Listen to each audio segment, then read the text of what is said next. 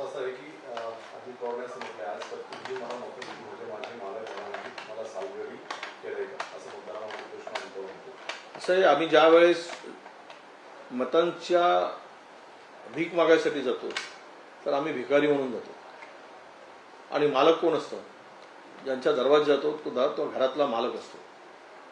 पण ही मला वाटतं की मतदारांची बेईमानी आहे असं म्हणणं. बेईमानी यासाठी म्हणतो, मतं मागताना आम्ही झुकतो, वागतो आणि निवडून दिल्यानंतर जर आम्ही ताठमाण करून आमचा ताठा दाखवून आम्ही आमचं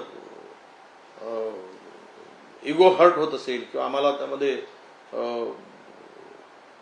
मतदारांना कमी लेखण्याचा प्रयत्न होत असेल तर मला वाटतं की लोकशाहीमध्ये मतदार हा मालकच आहे, राजाच आहे आणि तो आपला प्रतिनिधी निवडतो म्हणजे जनतेच्या सेवेसाठी विकासासाठी निवडला जातो. अशा वेळेस आपण 5 वर्षासाठी त्याचे सालगडीच आहोत हे समजण्याची आवश्यकता आहे.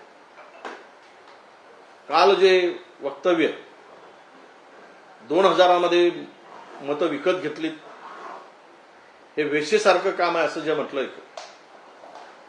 आमदार संजय गायकवाडांनी, जर मतदारांना मला आता संजय गायकवाडांच्या पोटात जे होतं ते ओटात आलं. कारण महाराष्ट्रामध्ये 2000 मत विकत घेऊन सत्तेत आले काय हे जे काही चर्चा होती त्याला पूर्णविराम देण्याचं काम त्यांच्या वक्तव्यातून संजय गायकवाडांनी दिलेलं आहे आणि म्हणून त्यांना 2000 रुपये देऊन मत घेतल्याचं दुःख असेल म्हणून तो मतदारांना वेश्या म्हणतो. मग काय संजय गायकवाड मर्द आहेत काय?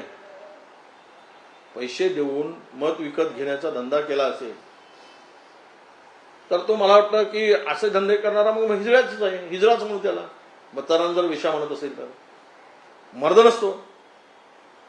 समस्त मतदारांचा ज्या पद्धतीनं अवमान करणं म्हणजेच मला वाटतं की अशांना आमदार पदावर राहण्याचा अधिकार नाही. तो त्यांच्या पक्षश्रेष्ठींनी घेतला पाहिजे काढून आणि यांच्यावर योग्य कारवाई सुद्धा त्यांनी मान्यच केला. आम्ही 2000 रुपये दिले म्हणून निवडणूक आयोगाने सुद्धा लक्ष देऊन योग्य ती कारवाई करावी असंही आमचं आव्हान असणार. सध्या सुजय विखेंवरती जोरवरती कॉलम पाहायला मिळते. काल त्यांनी म्हटलं की महाराष्ट्रातील भिकारी हे शिर्डीमध्ये गोळा झालेले आहे त्यामुळे शिर्डीचं मोफतचं जेवण जे आहे ते बंद करा. मला वाटतं विखे पाटलांच्या मुलाला निवडणूक हारल्यापासून दुर्बुद्धी सुचायला लागली.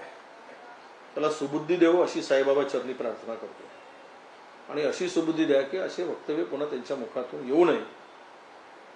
म्हणजे दान पेटीमध्ये दान टाकणारा माणूस जर तोंड घास खात असेल